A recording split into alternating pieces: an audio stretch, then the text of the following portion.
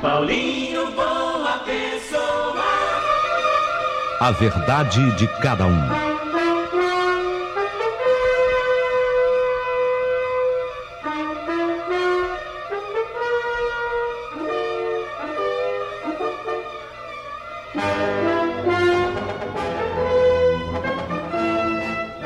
Sim, mais uma história da meia-noite.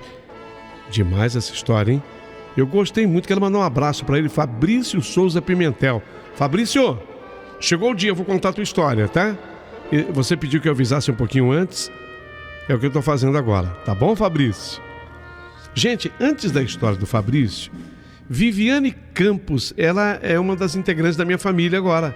Faz parte da família Boa Pessoa. Ela é assinante do nosso canal. Membro, né, Viviane? Obrigado, viu, meu amor, por ter vindo.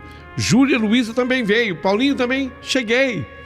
Acabou de chegar, né, Júlia? Junto com a Vivi, com a Viviane. Júlia Luísa. Só que, na verdade, a Júlia, ela volta a ser assinante.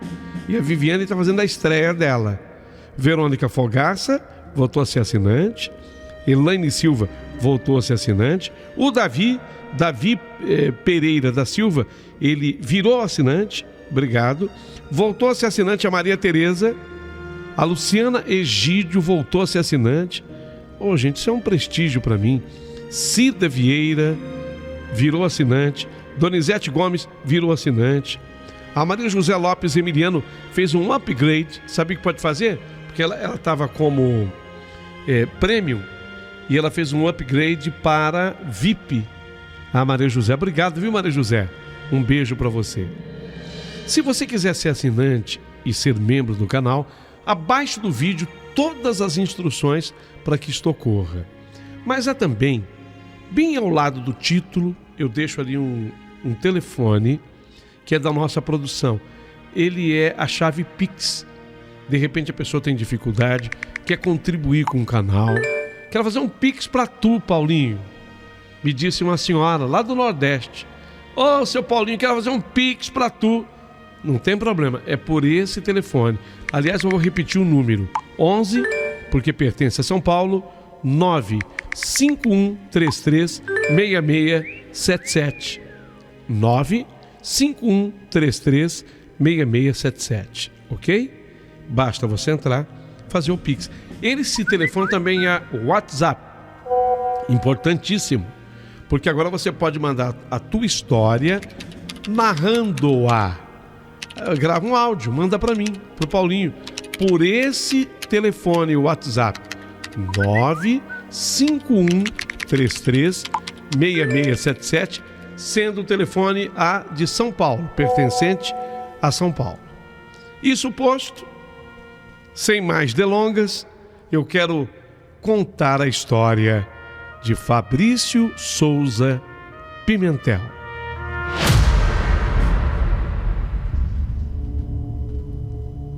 Meu querido amigo Paulinho Boa Pessoa, meu nome é Fabrício Souza Pimentel. Sofri na minha vida um duríssimo golpe. Algo que me fez perder o rumo e eu acabei tomando uma decisão depois disto acontecido. Saí de uma cidade grande e fui morar numa fazenda em Goiás. Mas eu não quero pular etapas, e sim eu quero contar a minha história inteirinha e em detalhes. O duro golpe sofrido por mim foi a morte da minha noiva Flora. Eu tinha conhecido a Flora no ambiente da faculdade. Fazíamos o curso de letras, porque o nosso objetivo era nos tornarmos professores. Mas quando eu a conheci, ela já estava no último ano de letras e eu estava apenas começando o meu curso. Mas houve de cara uma sintonia fina e absoluta entre mim e ela. E dali para frente, nós não pudemos mais controlar os nossos sentimentos. E nós começamos a namorar. Era impressionante a maneira de como nós nos afinávamos. Um completava o outro. E especialmente a Flora, em relação a mim, estava sempre pronta a me dizer coisas que eu precisava escutar. Antes mesmo de terminar o curso, ela começou a trabalhar como professora de português. Eu considerava a Flora inteligentíssima. Ela era uma espécie assim de um gênio. E olha que eu não estou exagerando. De fato, a Flora era uma sumidade. Eu vivia a agradecer os céus por tê-la conhecido. Que mulher maravilhosa, Flora, que mulher espetacular. Depois de um ano do nosso namoro, ficamos noivos e marcamos a data do nosso casamento. Tudo o que nós pensávamos estava voltado para essa data. Para que você tenha uma ideia, assim que nós marcamos a data, eu já comecei a escrever os meus votos para ela. Comecei a fazer o texto, sabe? Queria fazer realmente uma homenagem linda a ela e ao amor. Queria falar tudo o que eu sentia. Então, o que eu fui fazendo? Eu fui me lembrando assim de fatos passados, colocando tudo num velho computador, porque eu não queria que nada me escapasse.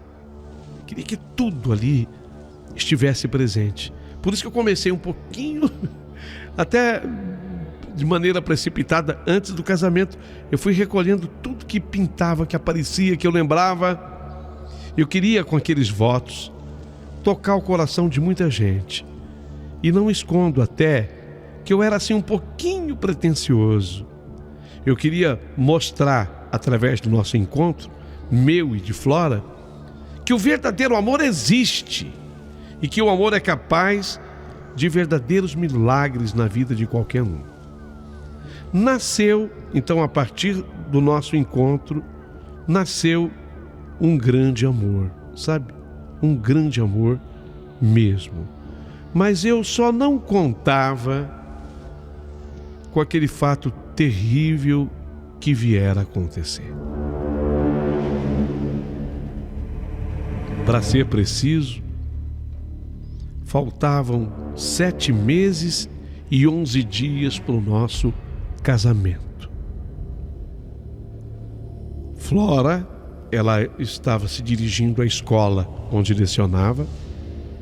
Essa escola ficava numa outra cidade e ela sofreu um terrível acidente. Ela bateu de frente com um caminhão.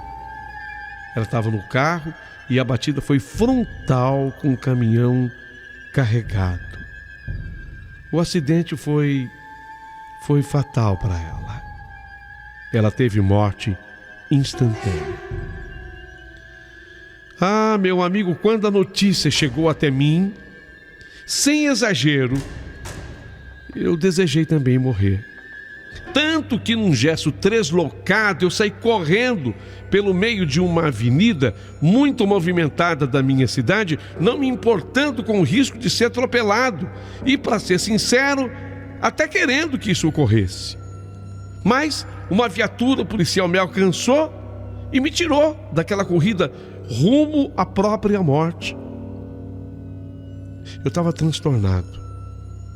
Eu não tinha mais controle nenhum sobre as minhas faculdades mentais. Dali, eu acabei sendo conduzido para um hospital. E foi um momento dificílimo na minha vida. Cheguei a acreditar que eu nunca iria conseguir sair daquele caos no qual eu havia me metido. Mas Deus é infinitamente misericordioso e Deus se apiedou de mim. E aos pouquinhos, eu fui me recuperando. No entanto, quando eu me senti melhor, eu tinha já uma decisão tomada.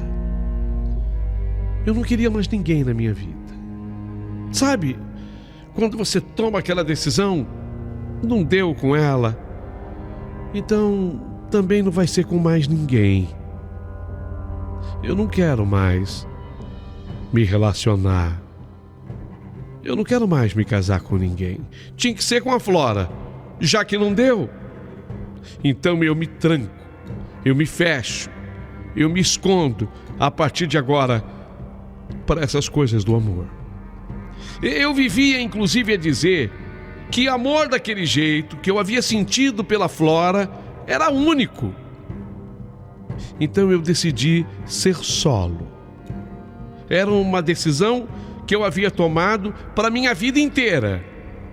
E foi aí que eu resolvi ir para uma fazenda.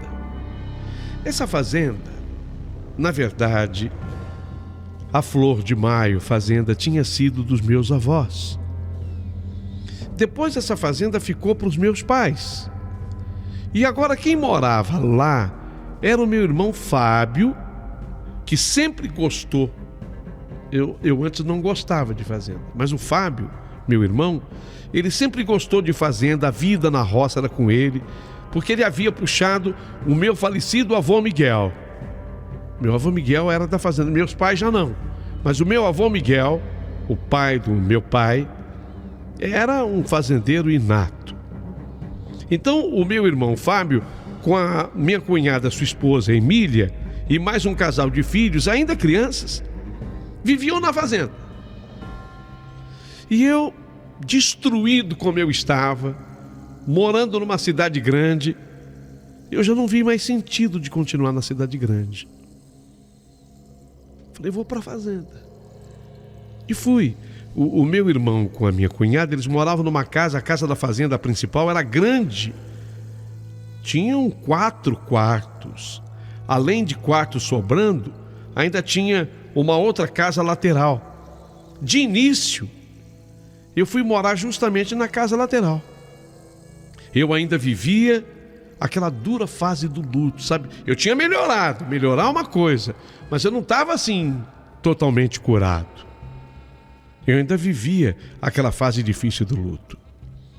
O isolamento na casa lateral me fazia bem. A vida na roça, na verdade, me fez bem, porque eu compartilhava tarefas com o meu irmão, com a minha cunhada, e lógico que a depender do que fazíamos, contávamos ainda com a ajuda dos trabalhadores ali da região, gente que vinha para nos auxiliar. Mantinha não apenas a minha cabeça ocupada dessa forma, mas o meu próprio esforço físico, ele me cansava. Então eu trabalhava de uma maneira pesada, um trabalho até braçal, me cansava e eu voltei a ter sono. Então aos pouquinhos eu fui cortando medicamentos que eu usava para esse fim. Eu já não precisava ficar tomando aquele monte de remédio para dormir. Fui cortando aos pouquinhos. E depois de 5 meses morando na fazenda Flor de Maio, eu já me sentia bem melhor. Foi quando o meu irmão Fábio e Emília, a sua esposa, minha cunhada, mais os sobrinhos, resolveram viajar de férias para a Itália. Queriam muito que eu fosse junto. Não, porque você vai comigo, mas se eu havia melhorado, e eu de fato tinha melhorado, eu ainda não me sentia em condição de fazer essa viagem. Até porque eu e a minha falecida noiva Flora, nós havíamos planejado no casamento que iríamos passar a lua de mel na Itália, exatamente para onde estavam indo agora o meu irmão, minha cunhada e sobrinhos. Era a terra onde meu avô Miguel tinha nascido, Nápoles, na Itália. Olha, meu amigo Paulinho, não era só porque meu avô tinha nascido lá, mas dizem que Nápoles é o lugar mais lindo do país da bota. Tanto que há uma expressão em italiano que diz assim: vedi Nápoles e poi muore. Ou seja, veja Nápoles e depois morra. Tipo, você vendo Nápoles, você já viu tudo do que tem de beleza na terra. Quem conhece a cidade de Nápoles acaba concordando com esse ditado. Então eu não fui, porque eu ainda não me sentia forte o bastante para essa viagem antes tão imaginada por mim, mas para ser feita a 2. eu e ela, a Flora. E resolvi ficar. Fiquei sozinho na fazenda. Era a primeira vez que nós tínhamos plantado soja na fazenda. A roça estava linda e se aproximava fevereiro, quando faríamos a colheita. Portanto, o que tinha que ser feito já tinha sido feito. Era agora uma fase mais tranquila, apenas a espera para a colheita, a expectativa para a colheita. Era finzinho de janeiro, numa dessas noites típicas daquele verão, daquele Brasil central. Eu estou falando de Goiás, ali é quente, ali faz calor. Então eu estava assim com as janelas da casa abertas, para permitir a entrada agradável daquela brisa, uma vez que fazia calor.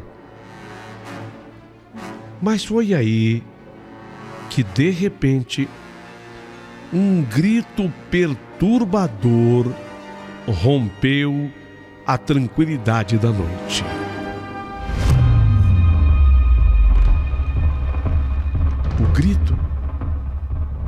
O grito nitidamente era feminino. Era um grito agudo e arrepiante. Eu não conseguia distinguir de onde vinha aquele grito, porque nós estávamos numa fazenda. Havia a roça de soja e havia um roçado de milho bem menor. Eu fiquei na dúvida na hora de onde vinha o grito. Assim como me bateu a dúvida se era uma mulher jovem que gritou, se era uma mulher mais idosa, se era uma adolescente, sei lá. Mas a urgência daquele grito, eu quase que podia tocar. Era uma urgência palpável. Levei aquele susto. Imediatamente eu saltei da minha poltrona, corri até o meu quarto, assustado que eu fiquei, abri o cofre e peguei a minha espingarda. Equipado com a minha espingarda, eu saí para verificar na parte externa o que estava acontecendo. Que grito era aquele? De onde tinha vindo aquele grito? Já que foi nítido, o que estava acontecendo? Parei ali na varanda, fiquei quieto e então eu ouvi o grito mais uma vez.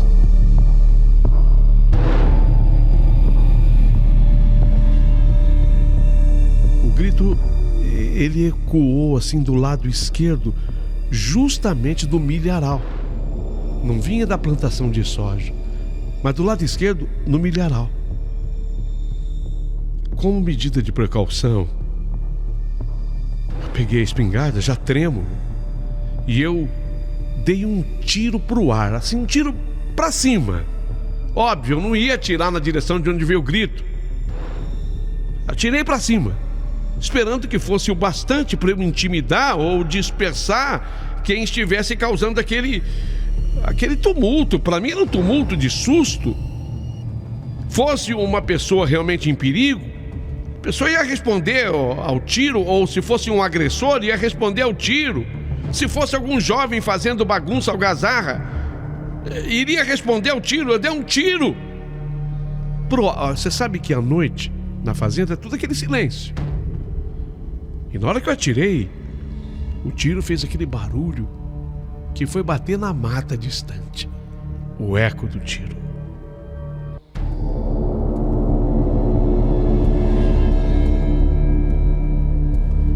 Depois do tiro, eu ouvi uma voz feminina distante, mas deu para eu entender a palavra que a voz falava: ajuda!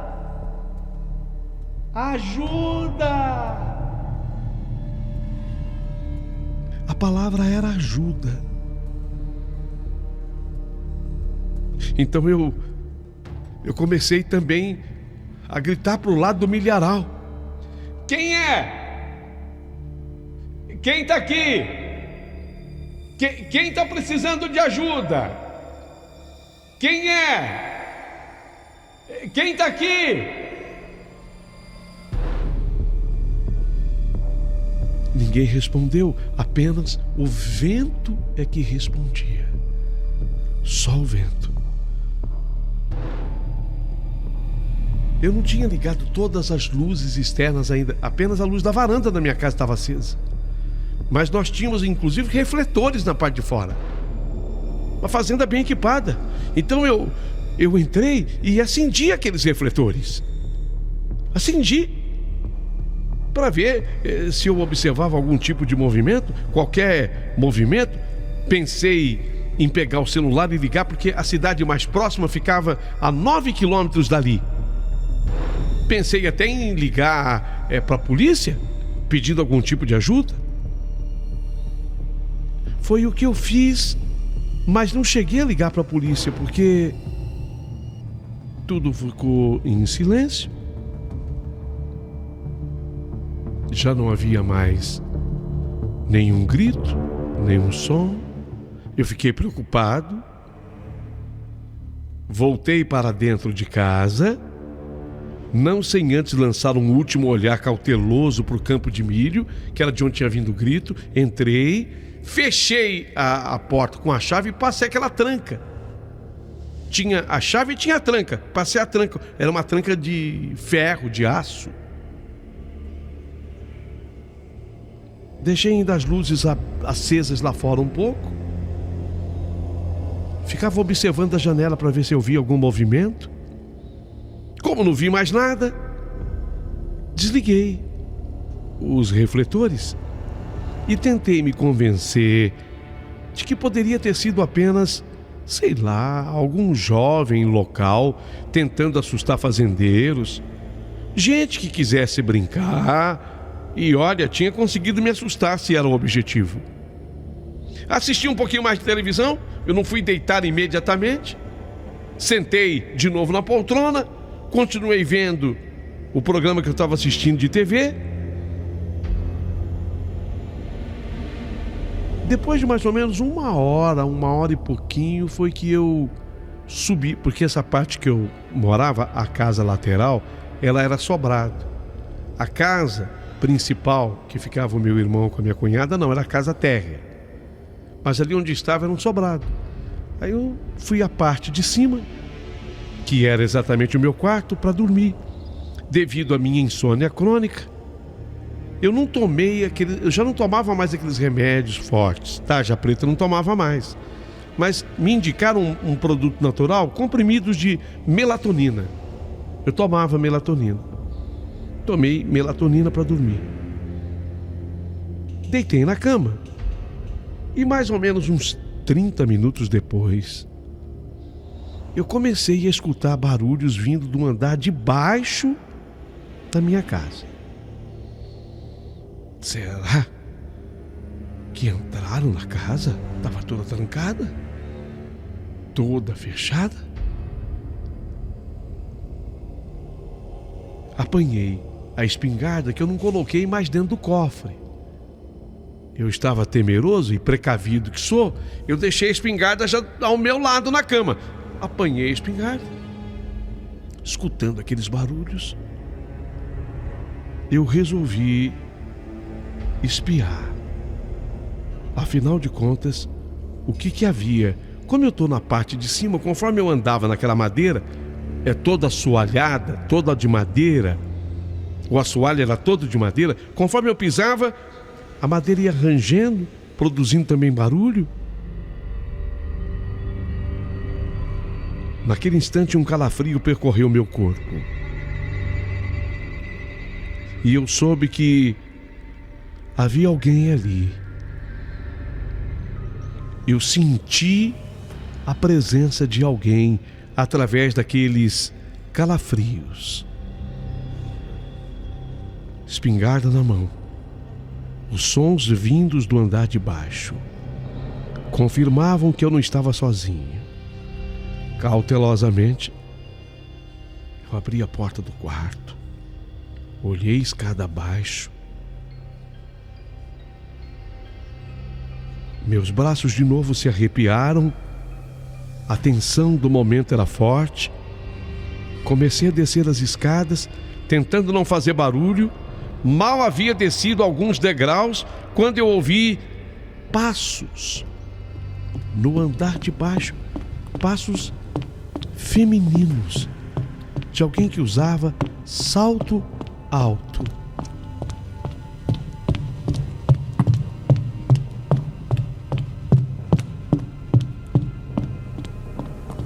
Eu engatilhei a espingarda e eu gritei, escutando aqueles passos. Eu gritei: alto lá! Para aí! Eu vou atirar! Alto lá! Eu vou atirar! Mas eu senti que os passos ficaram mais rápidos. Os passos foram acelerando. E na medida em que os passos foram acelerando, eu acabei de descer mais um degrau, mais outro degrau. Os passos com aquele salto alto que foram aumentando a sua movimentação. E quando eu cheguei na parte de baixo da casa com a espingarda em punho, não vi mais nada e nem ouvi mais nenhum passo.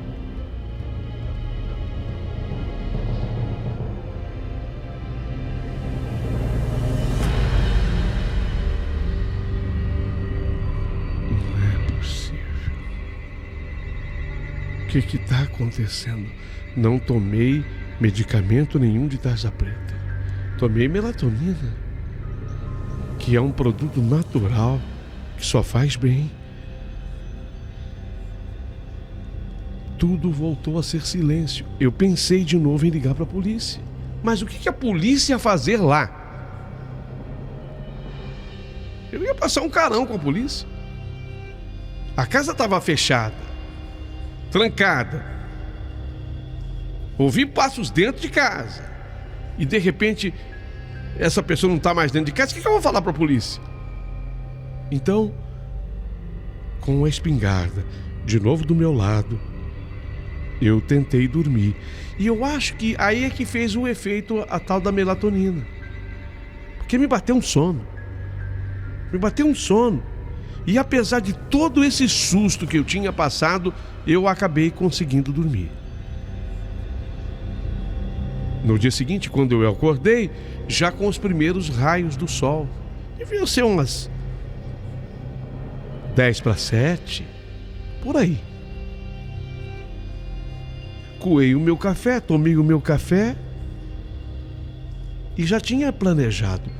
Eu vou dar uma verificada na roça de milho. A roça de milho era bem menor, lógico que é de soja. Apenas uma roça de milho, milho verde ainda. Era mais uma produção local, sabe? Para curau, pamonha. Não era nem para comercializar. Era para tratar também porcos depois que o milho ficasse maduro. Mas o milho estava verde ainda. Peguei um pequeno trator.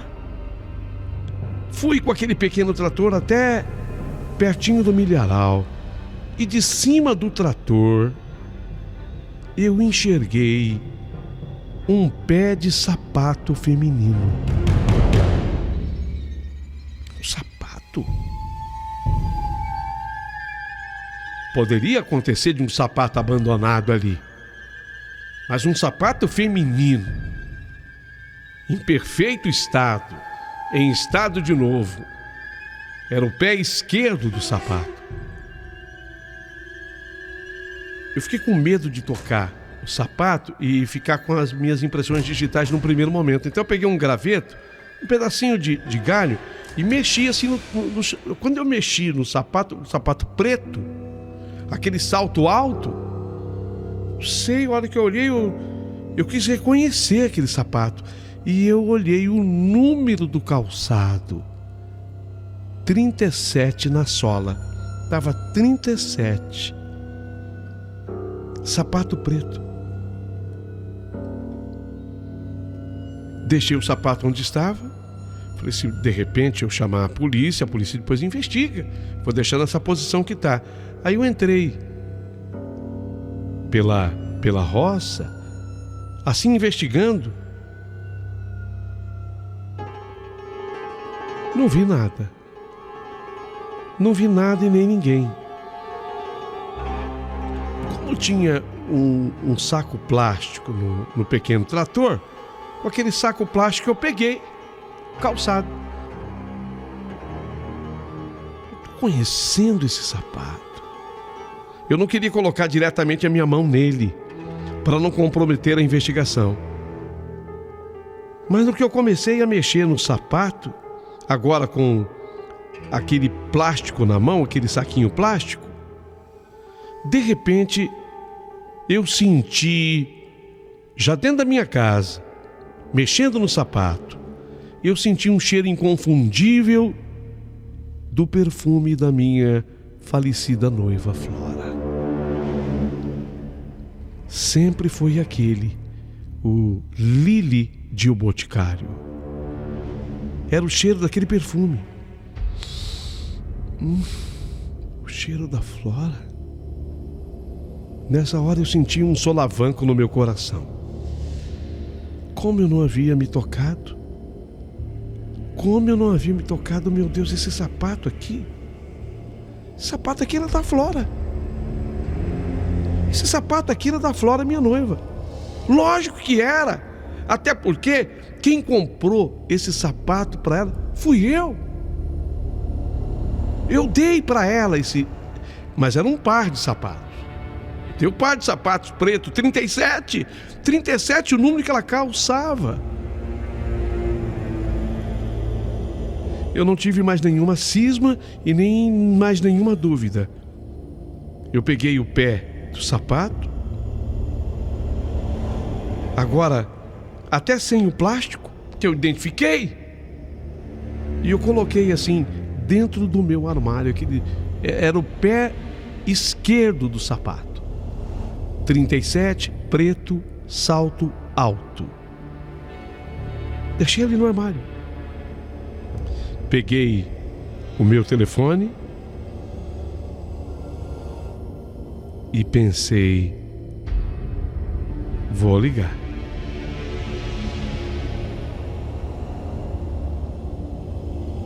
Vou ligar.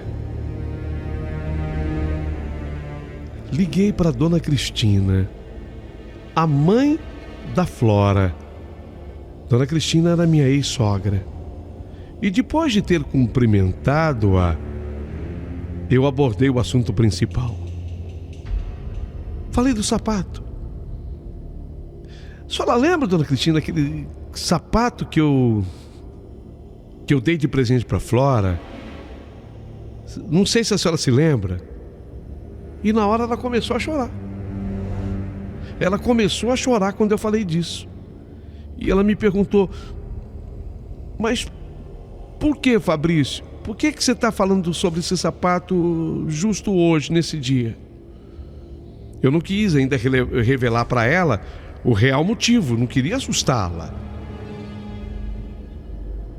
Mas ela própria me deu a bomba.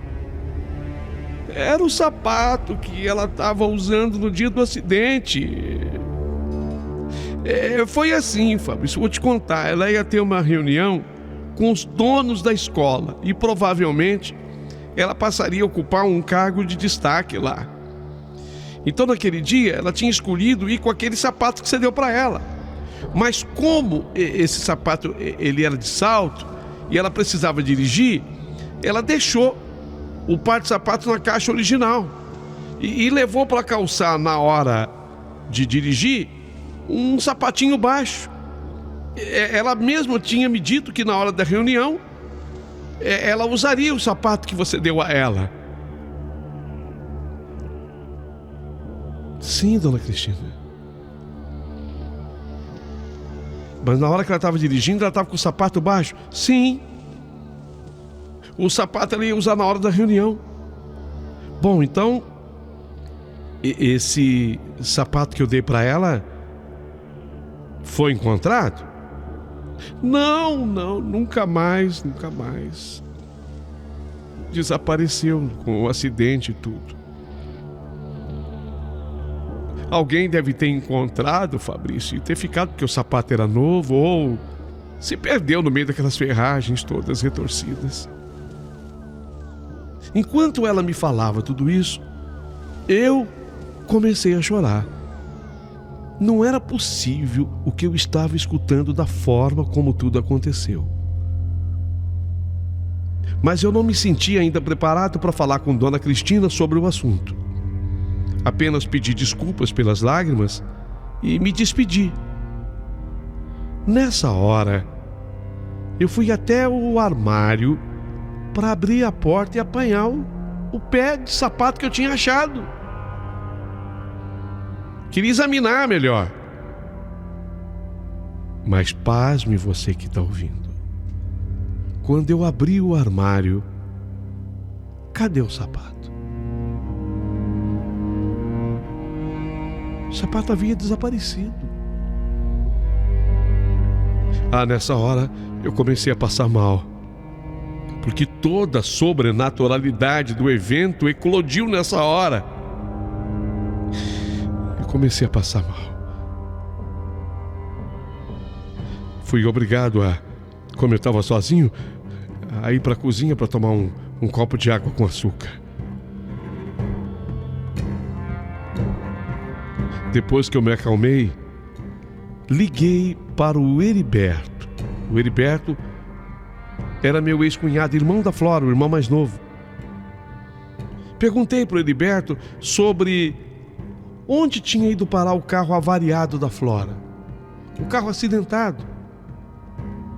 Depois de me fazer também perguntas, às quais eu respondi, ele me passou um endereço, falou, foi para um desmanche, um ferro velho, sei lá, ele tinha nota.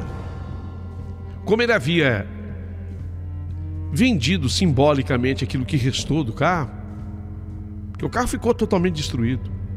Como ele tinha vendido, ele ficou com a nota, e ele tinha um endereço.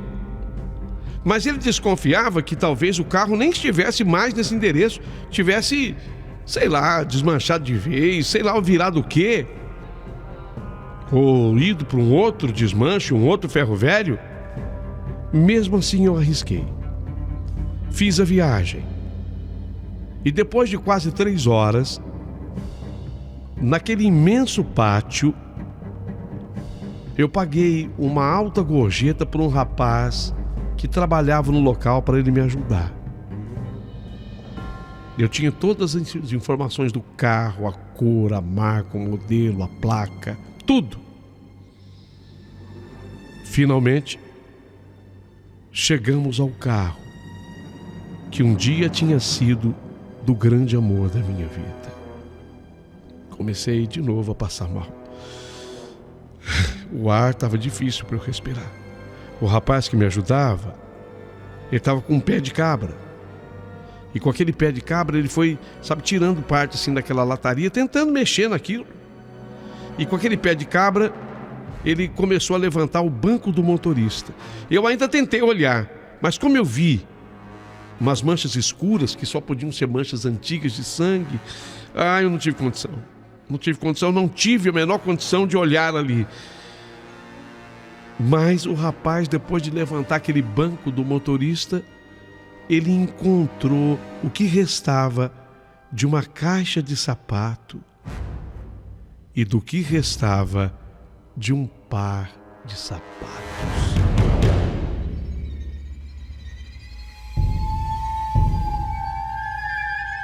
Era isso aqui, moço? Meu Deus. Meu Deus, isso mesmo. Isso mesmo. Obviamente que os sapatos não estavam inteiros. Porque aquele banco, aquela lataria retorcida, tudo aquilo amassou, acabou. A caixa de sapato era o que restava da caixa. E o sapato, também um salto se quebrou, estava danificado. Mas estava lá inteiro o par de sapatos. Na hora eu me debulhei em choro. Um choro sentido. Era o sapato que eu tinha dado para Flora. o mesmo pé de sapato que eu havia encontrado na entrada do milharal estava de novo ali. Não é possível.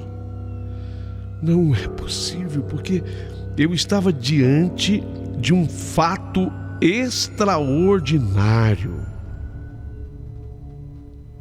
Trouxe comigo o que restou daquele par de sapatos. E aos poucos eu fui contando para o Heriberto e para a dona Cristina. Eles se emocionaram demais com a história. Um dia, Heriberto, meu ex-cunhado, fez questão de me levar a uma sessão espírita. Ele já frequentava desde a morte da irmã. Fomos eu, ele e a dona Cristina. E lá, para minha total emoção, o espírito de Flora se manifestou dizendo que o que ela queria que eu encontrasse não eram os sapatos em si,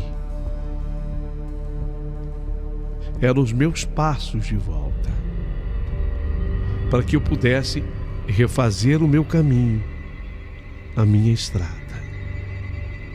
Os sapatos estavam apenas representados simbolicamente, porque se eu continuasse da forma que eu estava, me privando das coisas do amor, isolado naquele canto, sofria eu e sofria o seu espírito.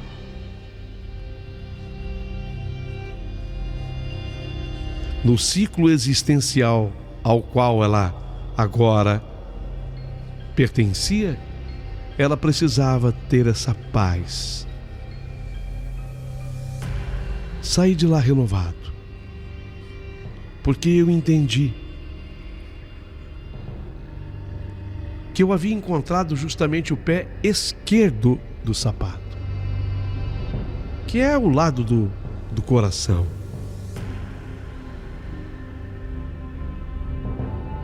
E assim como eu entendi que eu deveria ficar apenas com ele, o pé esquerdo, e o pé direito entreguei para a dona Cristina e para o Heriberto. Mas a partir daí, de acordo com a promessa que eu fizera, a partir daí eu não me tranquei mais, sabe? Não me tranquei mais na fazenda. Não me tranquei mais me escondendo da vida. Comecei a frequentar a cidade que dista 9 quilômetros da fazenda, e foi lá que eu encontrei a Valquíria. Nós nos apaixonamos. Ela já tinha uma menina linda, a Tamires, de um primeiro casamento. E nós acabamos tendo Luiz Roberto, o nosso menino. Refiz a minha vida, reconstruí a minha vida, mas eu nunca mais irei me esquecer do sapato preto de número 37. Aliás, até hoje, eu tenho o pé esquerdo dele. Está destruído, é verdade, porque foi assim que eu o encontrei no carro. Mas até hoje eu tenho o pé esquerdo desse sapato guardado comigo. Espero que vocês tenham gostado da minha história. Vou ficar aguardando os comentários de vocês a partir de agora.